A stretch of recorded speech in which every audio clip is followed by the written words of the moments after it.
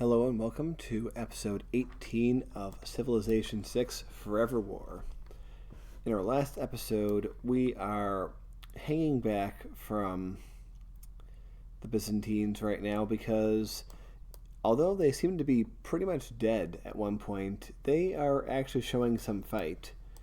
And we are starting to put some more units into the field over here.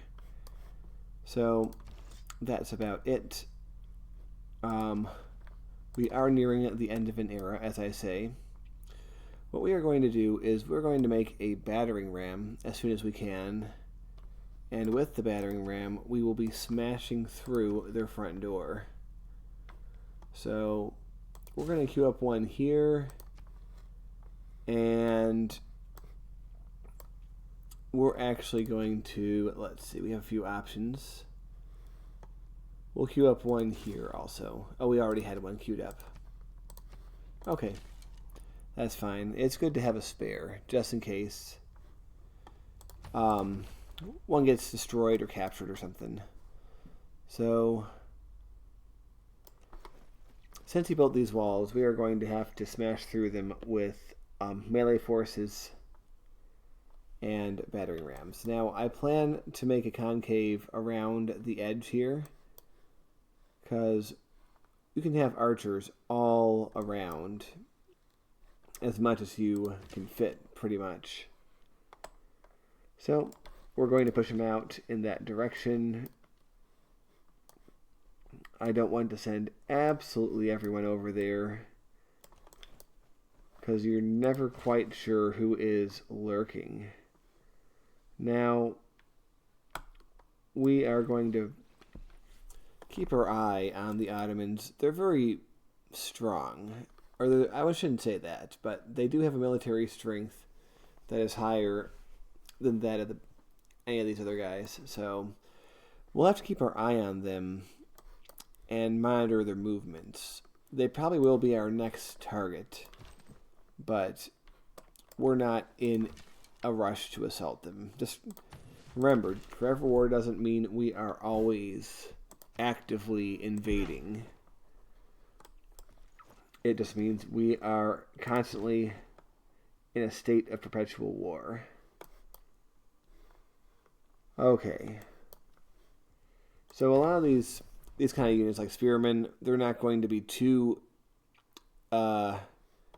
relevant at this stage unless the Byzantines have a whole slew of horse units that are coming out. Oh, look, the envoys that we are not using. Okay, we are adequately at war with everyone. And what I want to do is I want to be able to bring these guys down into position the moment that I can. So we're going to have Archer here, here, here. And we'll have to see who else we can fit.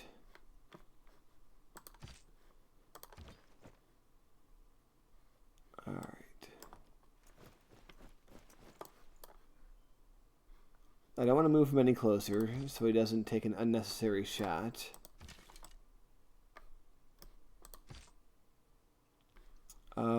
Let's see.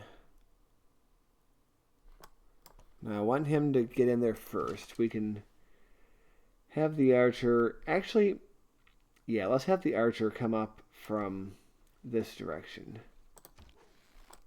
And this guy can come down here. We're going to have 5 archers coming to bear on the city. We can even start the assault before the battering ram is ready. So if we have 5 archers, they're going to be 1, 2, 3, and then probably 4 or 5, or 4 or 5. But we'll be able to begin that. All right, hold him there.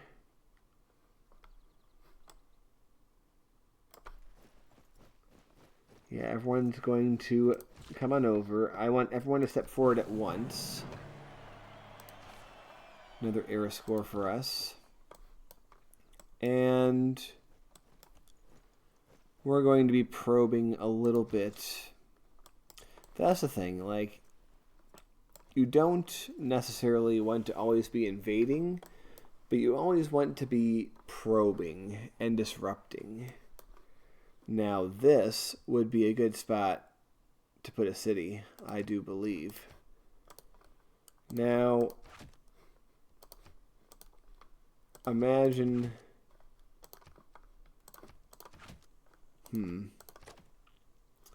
Yeah, we have diamonds here, potentially. Actually, it would be a little bit better if we put it here. We would also be better defended here. We can put ourselves a... yeah, you would think that we would have benefits from being by these mines. Maybe not. But it's worth it to mark them out just in case. But that should be a benefit to this, yeah. So, we don't want to be building a lot of settlers right now. In fact, we want that to be a pretty low priority. We might be able to do a pillage on the tile, but honestly, I don't know if that's worth it. I think it might be better if we just try to bring him back and upgrade him. And we have a trader. Although, again, we have to be careful.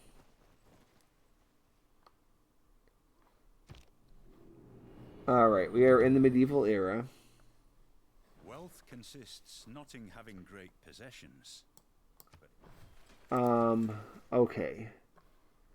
So, Basil is in a heroic age, which means there's going to be a bit of pressure, most likely.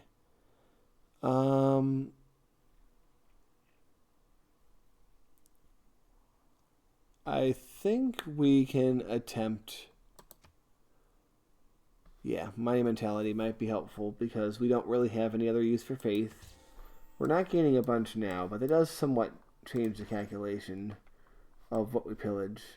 Now, he'll take 2 shots if we march him there, so I still think we won't. But what we're going to do...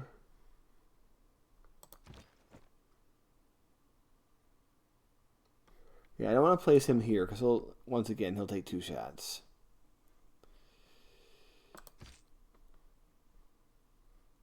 I think, though, the vampire... Remember, vampires can regenerate.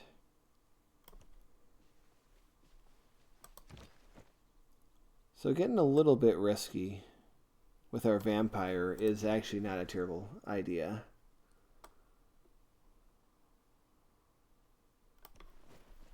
Yeah, these guys are able to tank some hits, so... Ooh, I actually...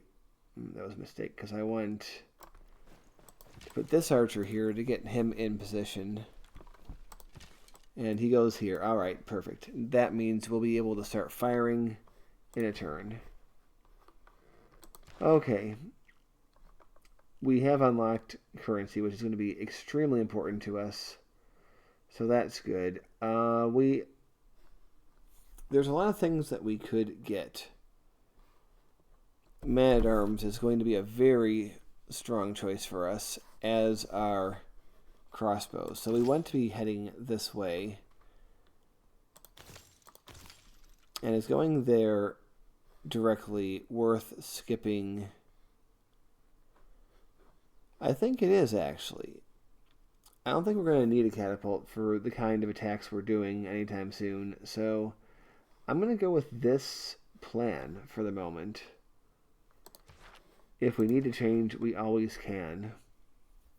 Okay, so this city is...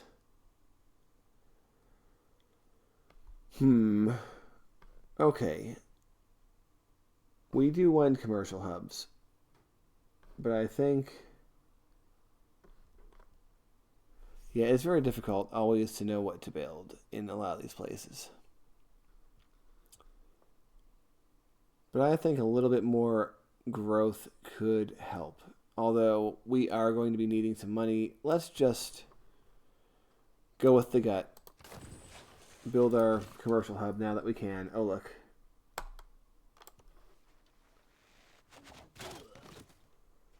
We're going to try not to step into the line of fire, but I do... ooh. Okay. As long as there's not more, he should be okay. Alright.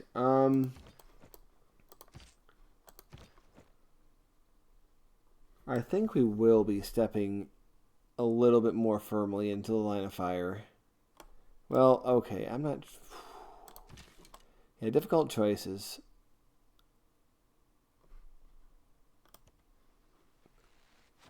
Because this guy can be hit by the city and by this archer. I don't know what his choice is going to be.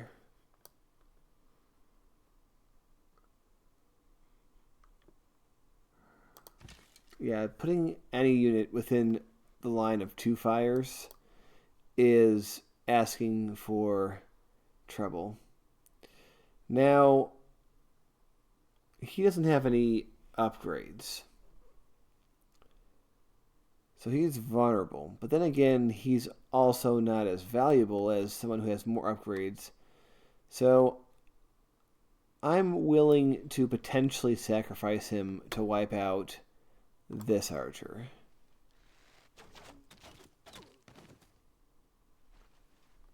And if he lives through this, he might get a promotion. So it might be okay. Alright, we're going to place him here in position to potentially launch more attacks. Now we are still getting great loyalty, even though he's in a heroic. I mean, these cities are just not very big. So they're not going to get pressure.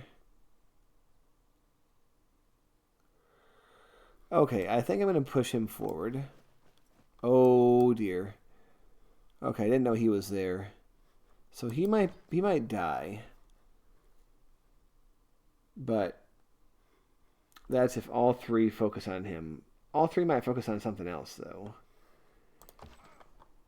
It's up to our enemy to see what he does. Oh, once again, no deals. No deals are possible. Alright. We'll keep working on these tiles.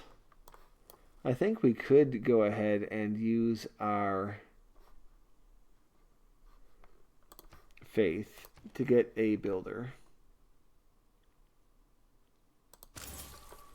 It saved us from having to work on one. Now he is once again being assaulted, so let's move him here.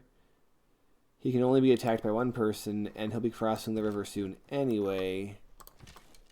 So let's go get ready to shoot ducks in the pond. But we definitely have a large throng of forces coming forward. Alright, I'm really eager to see what will happen here now that the Terran is rolled over.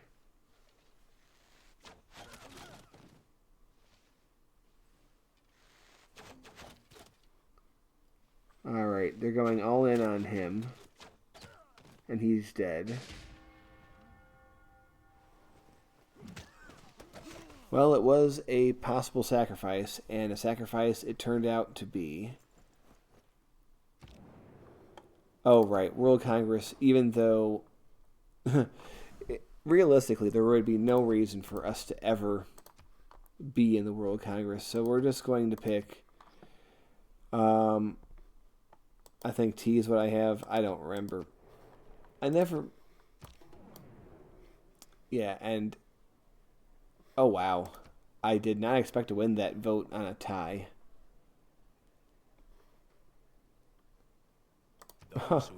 Okay.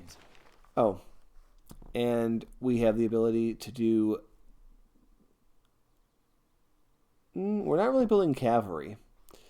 So what we're going to do is we're going to get more resources. I think that's a strong choice. And do we want to change our economic policy at all?